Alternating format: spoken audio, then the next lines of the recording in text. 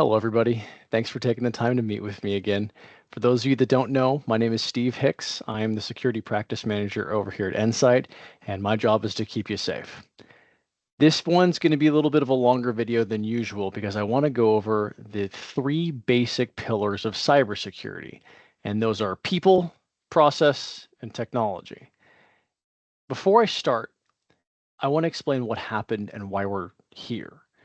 Previously, say 2010, you could buy the antivirus, or you'd buy the firewall, or you'd buy the spam filter.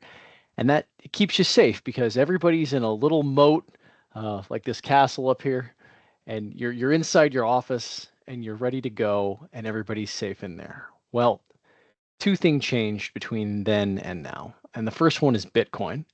Bitcoin allows us to pay the criminals so people can actually have ransomware with non-traceable public currency.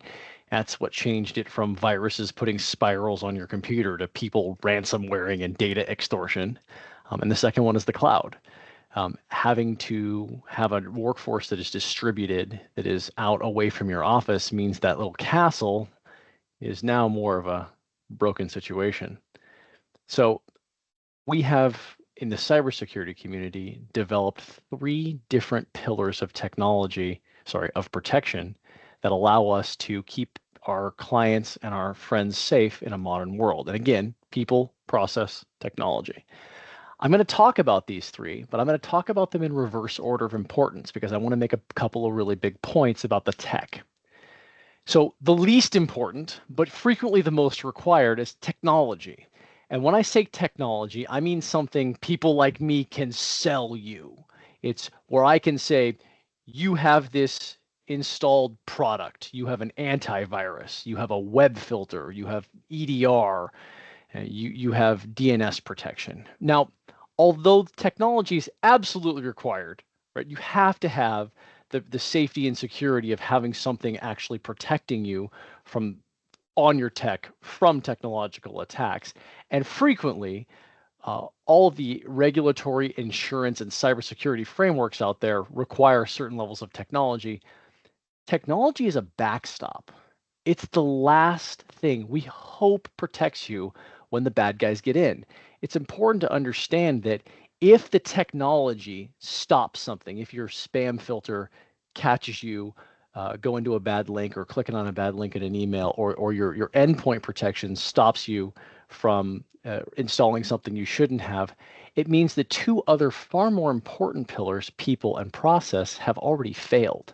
So if we get a ticket at Endsight where our automated systems and scanners stop something and we have to go remediate the problem, we know that we have a cultural problem, and we know that we have a process issue.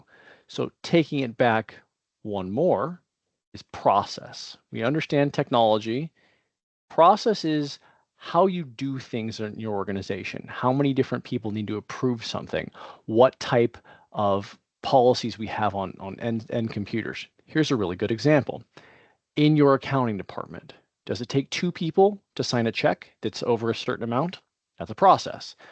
Does it take more than one person to approve the change of an ACH payment, which is a very, very common financial fraud? That's a process. What we are concerned with process is designing the way information flows throughout the organization, who has access to what kind of things they can do with that, who needs to approve it, to hopefully see something strange, something fraudulent. In the real world, it's like a bank asking you why you're pulling out $50,000 in cash. They want to make sure you're not being defrauded, or sending wire transfers to other organizations or other countries. They want to do the same thing to protect consumers. We're trying to protect employees with that process. However, by far and away, the most important pillar of cybersecurity nowadays is people. Training and awareness stop more attacks than anything else, everything else combined. They are the least expensive way, and they are by far and away the front line. If I have someone that, for example, did not click on a phishing email, or I have someone that passed all their training and knew not to click on my do you know this puppy email? And if you've been to my trainings, you know I like talking about that one quite a bit. Or do you have someone that knows that hmm, why am I getting this text message from someone I shouldn't asking me to buy gift cards? Maybe I ought to check on that. That's A, the first line of defense. B, it's the cheapest thing out there. Training is so inexpensive. And C, the great part about people is that there's very few side effects. For example, if I take a technological process and I lock your computer so you can't do something, that may have side effects. You may have other things that you can't do that you would normally want to do in the course of business. For a personnel based situation, if I train you not to do bad things, the worst side effect is you check with me to make sure it's real.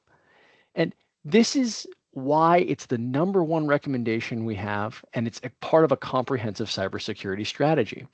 You'll see in all of our other videos, every time I talk about some type of protection, I try to identify whether this is which of these three this is. This is either people, process, or technology. And again, technology, the software that we can sell, and I love using that term because it gets people's brains around it, is the least important. Although it's frequently required, you've got to have these things. And I'm not saying for any moment that multi-factor authentication and EDR are not crazy important, because they're very, very important.